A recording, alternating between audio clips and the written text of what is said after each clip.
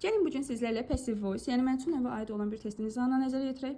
İlk öncə düsturumuzu xatırlayaq. To be plus participle to.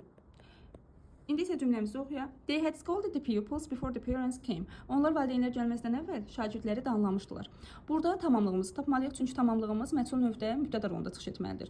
Onlar danlamışdılar kimi şagirdləri. Deməli cümləmizin tamamlığı pupils olacaqdır. Adətən ingilis dilində tamamlıq xəbərdən sonra işlənir.